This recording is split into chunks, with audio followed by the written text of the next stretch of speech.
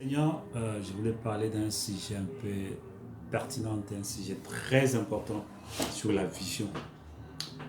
J'ai beaucoup partagé avec des gens concernant la vision. Une fois, j'ai prêché la parole de Dieu. À la fin, il y a un pasteur. Il était associé à un pasteur. Il est venu, il m'a posé la question. Comme c'est la question de tous les jeunes serviteurs qui viennent dans les ministères et qui viennent à peine de commencer un ministère. Ouais, ouais, c'est ça la question qu'il pose toujours. Quelle est ta vision? Je lui ai posé aussi la même question. Mais toi, quelle est ta vision? Ah, d'abord, qu'est-ce que toi tu appelles la vision? C'était ça ma première question. Qu'est-ce que toi tu appelles la vision? Parce que je connais, j'essaie un peu de flasher quelque chose, mais dit, oh non, c'est pas ça la vision.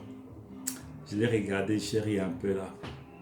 Les gens qui ont appris quelques notions théologiques. Parce que dans la vision, je comprenais ce que lui appelait la vision. C'est ça, ce qui est prêché dans la théologie actuellement. Bon, la vision, c'est juste le champ d'action.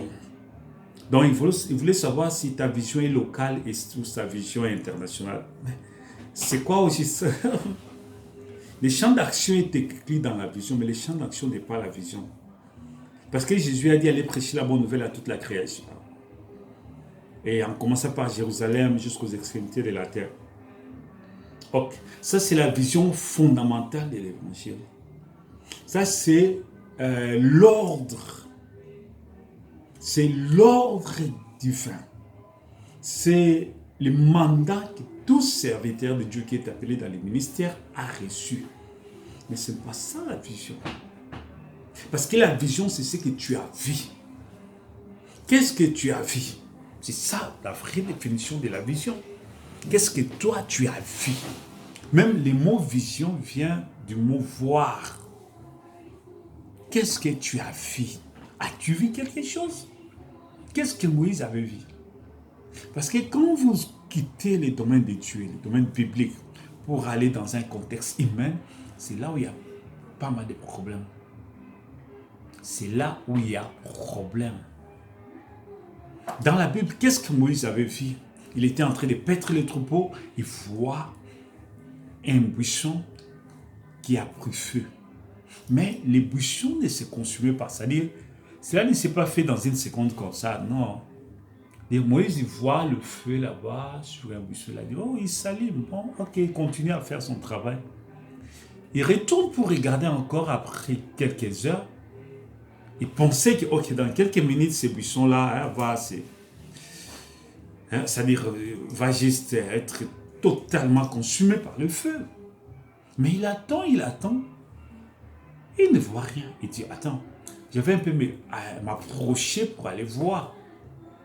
Et quand il s'approchait, Dieu lui dit, Moïse, ôte tes souliers, car l'endroit sur lequel tu te tiens est une terre sainte. La montagne sur laquelle tu te tiens est une montagne sainte. Enlève tes chaussures. Il y a une voix qui sort du feu, qui lui parle. Moïse n'avait aucune notion de Dieu dans sa tête. Oh, en tant qu'Israélien, il connaissait en tant qu'Hébreu, il connaissait qu'il y a un Dieu.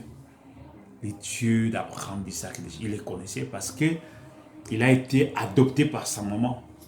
On a demandé à sa maman de prendre soin de lui. Et sa maman avait pris le temps de la former jusqu'à un certain âge, peut-être 10 ans, 12 ans, qu'il devait aller chez la dame de Pharaon. Donc voilà pourquoi ces choses, parce que ne pense pas que c'était juste après le sévrage, c'est-à-dire en tant que bébé. Moïse n'allait pas comprendre son origine. C'est-à-dire sa maman l'a gardé jusqu'à un certain âge, 7 ans, 10 ans. Et c'est après cet âge-là qu'il a amené cet enfant-là sur la fille de Pharaon. Parce que Moïse savait qu'il était juif. Moïse savait qu'il était juif, donc sa maman a pris le soin de lui parler.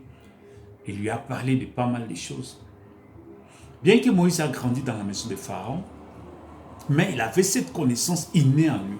Et aussi la prédestination qui est l'âme prédestinée, qui détient l'information. Là, c'est le mystère. Donc, qui fait qu'à chaque fois, dans sa vision, ça revenait continuellement. C'est comme quelque chose en soi qui projette en toi chaque fois des pensées qui reviennent couramment. que tu es juif, un jour fais tout de faire délivrer faire sortir ces peuples de l'esclavagisme. Alors Moïse, maintenant il s'est dit, mais c'est qui? Quelle est cette voix-là qui me parle? Qui est cet homme-là? Et Dieu commence à lui parler. C'est dans les livres des Exodes, je pense chapitre 3, que Dieu a commencé à parler à Moïse. Qu'est-ce que c'est la vision? Je peux donner beaucoup d'exemples d'abord, avant d'arriver. Quelqu'un, il passe quelque part, il a un peu d'argent, ou il se dit, les jours que j'aurai un peu d'argent, je vais bâtir. Je vais acheter un terrain, je vais construire une boulangerie. Les jours que j'aurai l'argent, je vais bâtir telle chose.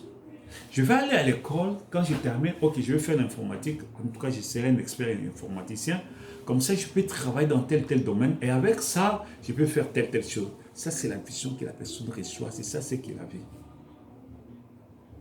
C'est-à-dire que la personne arrive à découvrir un talent, une capacité, si c'est en soi, ou il voit quelque chose en dehors de lui. Il voit un terrain, il dit avec l'argent que je peux bâtir quelque chose. Je vais bâtir une maison ici de 7 étages, et puis il y aura ça. Il a vu quelque chose que les autres n'ont pas encore vu. Il a vu quelque chose qui est juste dans sa pensée. Il y a aussi même d'autres, leur vision n'est qu'un doublure, c'est-à-dire un dédoublement de la vision, c'est-à-dire il a vu quelque chose à la télé, il a vu quelque chose chez quelqu'un, et puis il veut faire juste la copie de ça. C'est aussi une vision, mais une vision qui a été copiée de l'autre vision. Et c'est ça ce qui s'est fait couramment actuellement. Quand quelqu'un sort d'une église pentecôtiste, regardez très bien. Il va te dire que j'ai une vision, mais il va faire exactement la copie de là où il est sorti. Si là-bas il y a un bishop, lui aussi sera un bishop. De la même façon que la personne là se comporte, de la même façon que lui aussi va se comporter. Est-ce que c'est une vision? C'est juste une copie? Point d'interrogation. C'est une vision ou bien c'est une copie? Parce qu'en principe, la vision dans les domaines spirituels de Dieu, c'est quelque chose que Dieu apporte pour que tu n'as pas copié chez quelqu'un. Pardon. Quelque chose que Dieu te révèle. Quand Dieu te révèle, réellement c'est Dieu, ce n'est pas une copie collée. Ce n'est pas une copie collée. Tu n'as pas copié quelque chose pour coller chez toi, non. Comme on fait avec dans l'informatique, tu copies, hein, et puis tu vas paste. Non. Donc tu pastes veut dire tu colles. Non, c'est pas ça la vision de Dieu. C'est-à-dire, qu'est-ce que tu as vu? Tu peux regarder tes pieds, tu vois que tu as un talent de football. C'est comme ça que les grands joueurs, les joueurs sont allés. Ils regardent ses pieds et voient que non, je joue très bien. Ou il y a même d'autres gens qui c'est quelqu'un, quand il jouait, quelqu'un a regardé et a dit, mais tu es un bon joueur, viens. Hein? Je connais un Camerounais qui est maintenant dans les MMA, UFC. Donc, il était un vendeur de pizza en France. Un jour, il est allé vendre les pizzas quelque part. Un monsieur il regarde sa taille, il regarde ses bras. Il a dit non. Il a dit, viens demain après-midi, j'ai besoin de parler avec toi. Il dit, avec ta taille, je ne vois pas pourquoi tu fais les vendeurs de pizza. Viens, je vais payer pour toi, pour que tu puisses s'entraîner au boxe.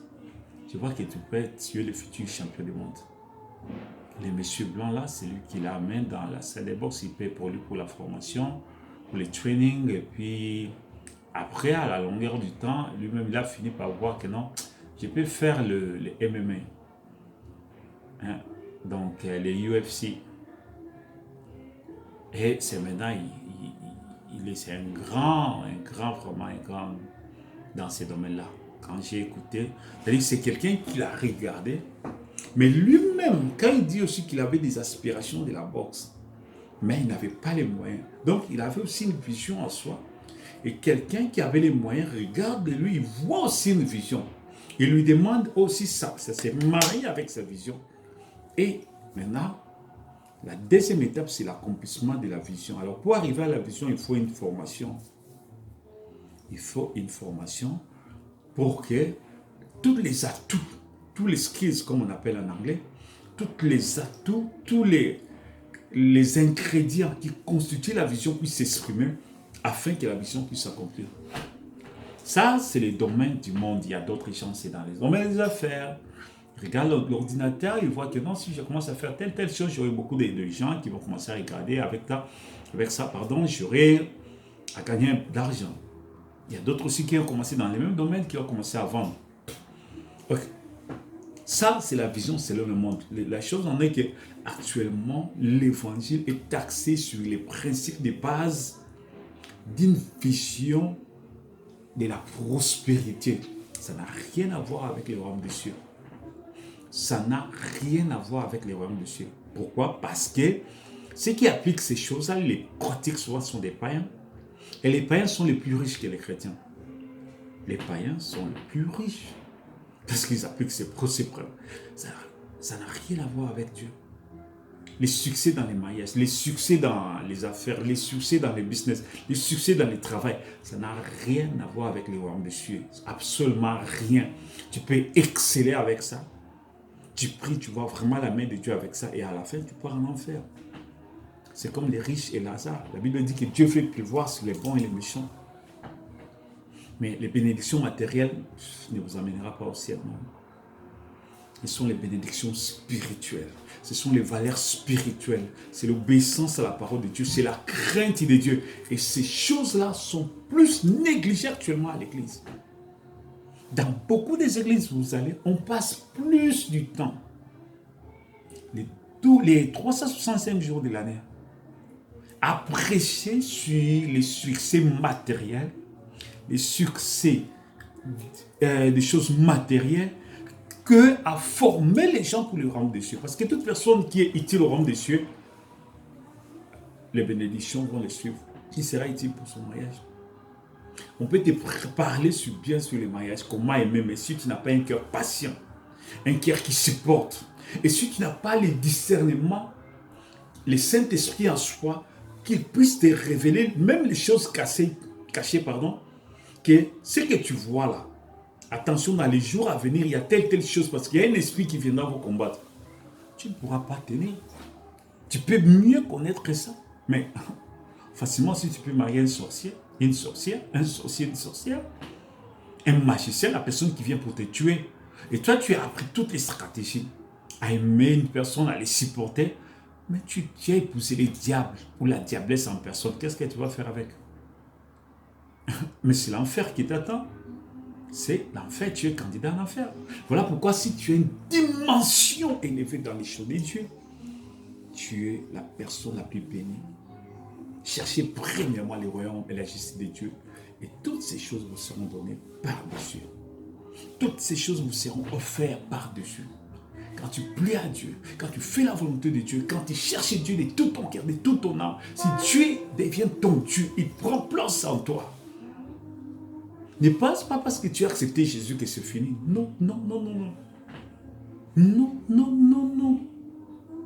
Ça, c'est juste un pas vers le salut. Maintenant, nous devons rentrer dans la vision de Dieu. Moïse voit le feu sur quelque chose. Le feu sur les buissons. Et le feu lui parle.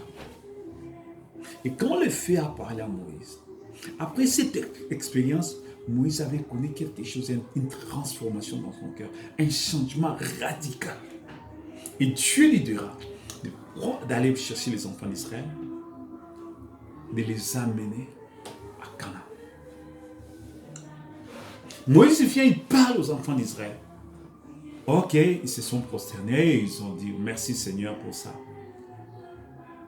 Ils étaient prêts à écouter, à louer Dieu pour ça, mais ils n'étaient pas encore prêts pour sortir.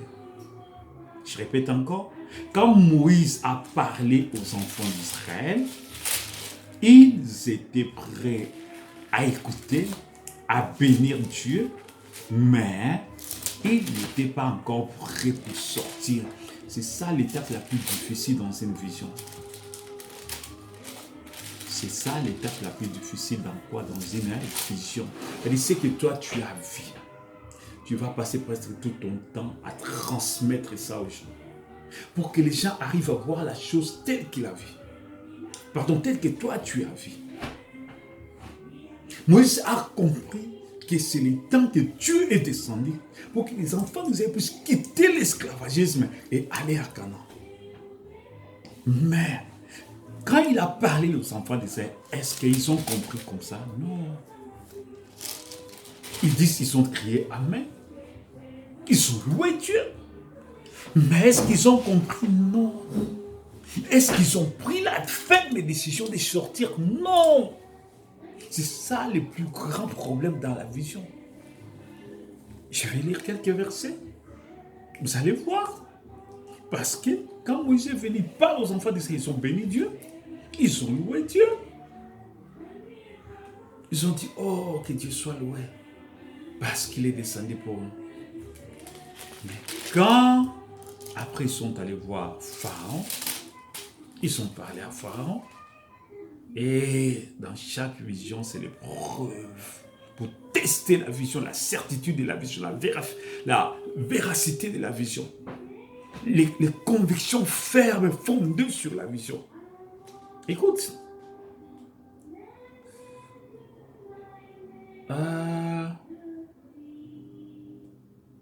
Moïse poursuivit son...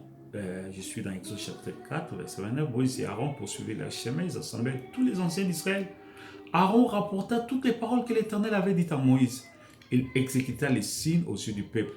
Et le peuple crut. Le peuple crut. Ils apprirent que l'Éternel avait visité les enfants d'Israël, qu'ils avaient vu leur souffrance, qu'ils s'inclinèrent et se prosternèrent. C'est ça ce qui arrive à tout le monde. Il écoute l'évangile, il est touché de l'évangile. L'évangile touche son cœur, il se prosterne, il accepte Jésus comme son Seigneur et Sauveur. Dans la tête de beaucoup de pasteurs, cette personne-là est baptisée du Saint-Esprit, cette personne-là est sauvée, cette personne-là... Non, il y a encore une marche à suivre. Le salut, c'est quelque chose qui vient comme une pierre qui prend sa place dans le... Ça, c'est juste un pas vers ce salut-là. Et le lendemain, on commence à lui donner des positions à l'église. Non, tu vas travailler comme ceci, tu seras... Oh, parce qu'elle est belle, parce qu'il a une bonne posture, il a une bonne allure, il est attirante. Tu seras protocole, tu seras ceci. Voilà ce qui se passe beaucoup plus dans les milieux pentecôtistes. Et ça tue. Parce que les frères est encore païen. Le monde n'est pas encore sorti en lui. La première décision là n'est pas encore suffisante.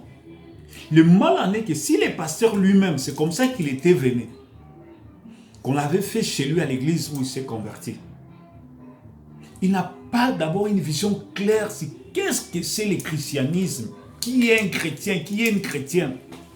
C'est ça le plus grand problème. Dans la vie chrétienne, les pasteurs, qu'est-ce que tu as vu? Quelle est ta vision? Ça veut dire quoi? Je vais maintenant expliquer. Pour un pasteur qui a des... Attends, oh, tu vas créer une école de théologie. Tu vas... Ok, toutes ces choses-là, c'est pas ça la vision. Non, ce sont des éléments complémentaires. Qu'est-ce que c'est la vision pour un pasteur, pour un prédicateur? Qu'est-ce que ça signifie? Qu'est-ce que toi tu as vu? Ok, maintenant je vais expliquer ça profondément. Qu'est-ce que toi, pasteur, tu appelles chrétien? Comment tu peux regarder quelqu'un et dire que celui-là c'est un chrétien? Selon toi, c'est quelqu'un qui a accepté Jésus comme son Seigneur et Sauveur, quelqu'un qui a commencé à venir à l'église, il paye ses dîmes et ses offrandes, il vient toujours à l'heure. Et une fois, je parlais avec mon frère, il était à Brazzaville, et on parlait sur une sœur. La sœur là, je lui ai prêché, elle a commencé à aller à l'église, et comme j'ai insisté tellement, la sœur là, elle était tous les jours à l'église, elle ne manquait jamais l'église. Elle ne manquait jamais l'église. Elle arrivait même avant tout le monde, parce que dès qu'elle arrive, elle doit m'envoyer, voilà, je suis déjà arrivé. Elle arrivait avant même tout le monde à l'église, la première personne à l'église. Et quand il y avait appel de fonds, elle s'est présentée comme la première personne pour faire l'appel de fonds, pour donner l'argent. Elle n'était même pas encore baptisée, c'était une rétrograde. Elle a prié jadis, je ne sais pas, mais selon son témoignage. Mais les pasteurs n'avaient pas encore eu le temps de s'asseoir avec elle, parler avec elle. Est-ce qu'il faut même la baptiser? Est-ce qu'elle... Non. Mais à cause de ça, parce qu'elle vient, elle est tous les jours à l'église, elle ne manque jamais les cultes. Et aussi, elle ne manque pas de... Quand il y a plein de fonds, un jour, les pasteurs, après 2 mois, le pasteur se lève et il a dit, voilà les signes d'une vraie chrétienne. Elle est toujours à l'heure. Elle soutient toujours l'œuvre de Dieu. C'est ça le signe. Est-ce que si on demandait à Dieu, selon la Bible qui est la pensée de Dieu manifestée, c'est ça le signe d'un chrétien? Mais ça, c'est absolument faux. C'est absolument faux. Ça, ce n'est même pas le signe. Toute personne qui a l'argent, il peut assister à l'église. Toute personne qui a l'argent, il y a des gens qui sont nés charitables, qui ont des charismes de nature et de charité. Ils tombent. Quelqu'un les demande dans la rue, je vis ça. Les gens qui ne sont pas de sa famille, ils viennent les matins comme ça chez lui parce qu'il avait l'argent. Il dit, oh, on a quelqu'un à l'hôpital, ça combien $500 prend. Oh, quelqu'un est mort dans la famille, ça coûte combien? Prends. Il donnait parce qu'il avait l'argent. Il avait aussi un cœur charitable. Il y a même d'autres qui donnent parce que peut-être qu'il fait partie aussi des branches qui leur disent que non, des branches de magie qui leur disent que non, il faut donner. Ça ne fait pas dire. Les riches et Lazare n'avait rien à donner à quelqu'un. Lazare n'avait rien à donner à quelqu'un parce qu'il n'en avait pas. Lazare est entré dans les royaume des cieux. Ce n'est pas ça. Je vis ça dans beaucoup de pasteurs. Dans beaucoup des églises, je suis passé. La vision du pasteur. Qu'est-ce qu'il lui appelle une sœur? Non, parce que cette sœur-là, c'est une professeure, un enseignant. Elle parle bien, elle s'exprime bien, elle peut diriger. Pour qu'elle commence à prêcher. La sœur, elle est païenne. Elle n'est pas encore convertie. Elle a encore le catholicisme en soi. Elle a encore la mondanité en soi. Elle n'a même pas le cœur qui pardonne. Elle n'est même pas sauvée. Mais on lui laisse. Une fois, je suis allé quelque part. On a fait passer une femme de prêcher. Oh mon Dieu. Et comme j'étais un peu là, bien habillé, calme, j'étais assis. Elle commence la prédication tourne autour de moi. Oh, ne regardez pas souvent les gens qui s'habillent très bien. Parfois, ils couvrent la misère. Moi, j'ai écouté seulement ça comme ça. J'ai dit, pour moi, c'est rien. Je savais que c'est une païenne, je ne vais pas les suivre. La faute, c'est celui qui l'a mis là pour prêcher, c'est celui qui payera ça de ça. Il rendra compte de ça les jours du jugement. Absolument. C'est lui qui a ordonné à cette femme-là de prêcher, il rendra compte de ça au jour du jugement. Mais maintenant, si un nouveau converti, quelqu'un qui ne connaît pas Dieu arrive dans l'église, et ce sont des jetons comme ça qu'il vient ramasser, dis-moi, est-ce qu'il va rester dans cette église-là? Est-ce que cette personne-là... Voilà pourquoi il y a beaucoup de gens qui quittent des églises. Pourquoi? Des prédications qui n'ont rien à voir. Tu as vu ça où dans la Bible on a prêché des choses comme ça? C'est où dans la Bible on prêche des choses comme ça? Une fois dans une église, il y avait un mariage le dimanche et le samedi. Il semblerait que là, les mariés, bon... ils ont voulu faire un mariage luxueux et tout ça, somptueux. Bon, ils ont eu quand même à causer avec les pasteurs avant. Bon, c'est comme si les pasteurs ne voulaient pas qu'ils fassent là. Ben, ils ont fait, c'était... Bon, les pasteurs craignaient qu'il s'est passé dans une autre ville, les gens qui se sont mariés, et puis ils s'étaient endettés. Et après, pour payer jusqu'à ce qu'ils sont divorcés. Là, pour moi, je ne croyais même pas que c'était des chrétiens. Chrétiens qui se divorcent parce que ils n'envoient l'argent et puis l'homme avait endetté, puis là, ce ne sont pas des chrétiens. Et le dimanche, ils sont venus à l'église légèrement en retard, c'était presque vers la fin, et ils trouvent que le pasteur est en train de parler juste sur le mariage. Il donne juste des exemples, c'est comme s'il leur parlait directement. Pour les pasteurs, ils diraient que non. Comme j'avais déjà causé avec lui, même si je parle ciel. Et depuis ce jour-là, les frères, là, ils ont quitté l'église, ils ne sont plus jamais venus à l'église. Attends, est-ce que nous sommes obligés de dire des choses comme ça? J'ai causé avec mon frère. Et je viens à l'église, je dois prêcher ça. C'est quel principe? J'ai vu ça pas mal de fois. J'ai causé avec un serviteur de Dieu, on a causé de certaines choses. Je viens, il m'invite dans son église, je viens, c'est tout ce qui prêche. Il m'avait posé la question, il a dit, homme de Dieu, dis-moi un peu ta température spirituelle actuellement, c'est comment? Je lui ai dit, là où je suis, même si demain tu déclenches, qu'on commence une campagne, en tout cas, Dieu va agir puissamment. Donc, je me sens plus proche de Dieu comme jamais auparavant. Et c'est demain, il va aller prêcher ça. Nous, on s'en fout que tu sois plus proche de Dieu, on s'en fout. Et je me suis dit, oh mon Dieu, ça c'est quoi? C'est quoi? Et des gens comme ça, ils veulent que les gens viennent écouter les prédications. Au lieu de prêcher l'évangile, qu'est-ce que tu racontes? Il a même blasphémé sans qu'il sache. Il avait blasphémé sans qu'il sache. Parce qu'il a parlé du mal contre le Saint-Esprit. Parfois, je me suis dit, mais cet homme-là est prêché selon l'onction divine ou bien selon ses pensées humaines. Tu vois? Donc, les pasteurs, ce qu'il lui appelle chrétien, la définition qu'il lui a sur les chrétiens, c'est-à-dire c'est quelqu'un qui est venu, il a accepté Jésus comme son Seigneur et Sauveur, et c'est fini. On commence à lui donner, c'est fini, il va commencer à manger la Sainte Seine, on lui donne, il devient protocole, oh, c'est quoi? Mais s'il est encore païen, il est encore en Égypte, il n'est pas encore sorti de l'Égypte. Il n'est pas encore sorti de l'Égypte. Comment tu peux attribuer des choses de Dieu à quelqu'un qui n'est pas encore sorti de l'Égypte? Le christianisme est un processus.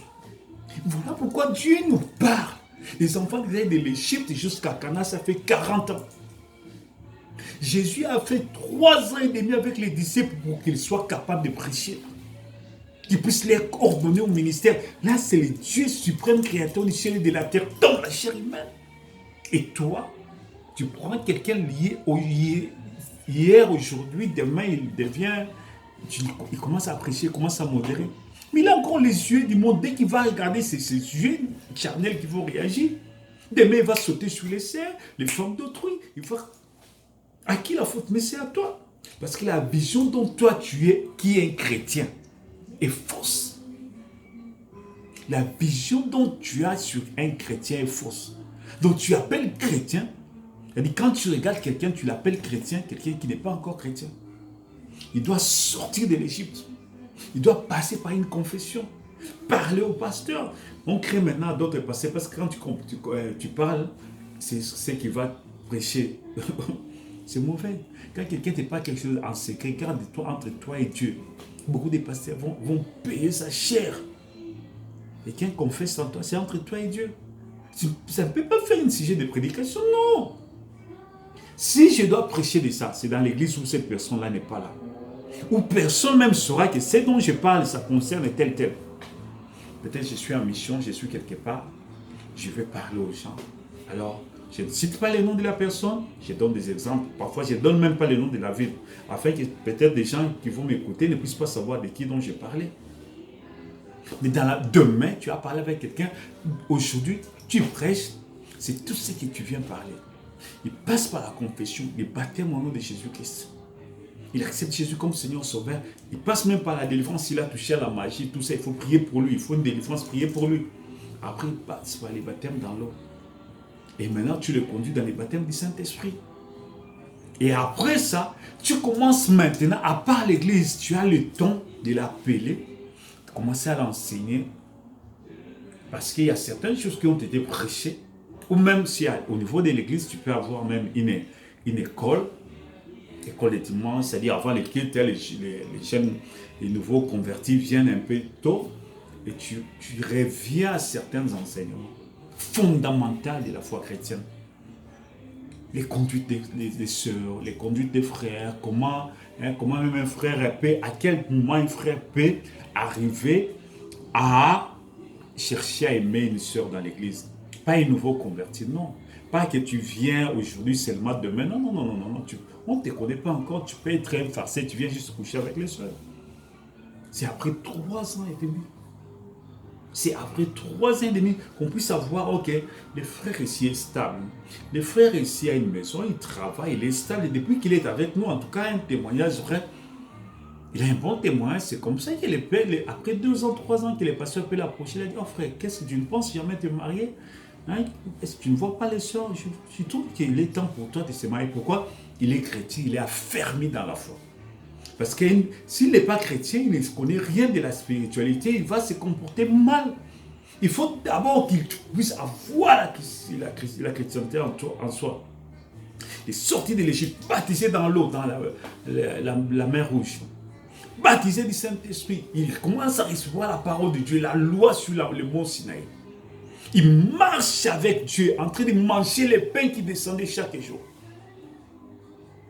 Il traverse le Jourdain, qui est la mort en soi. C'est-à-dire, si je vis, ce n'est plus moi qui vis, c'est Christ qui vit en moi.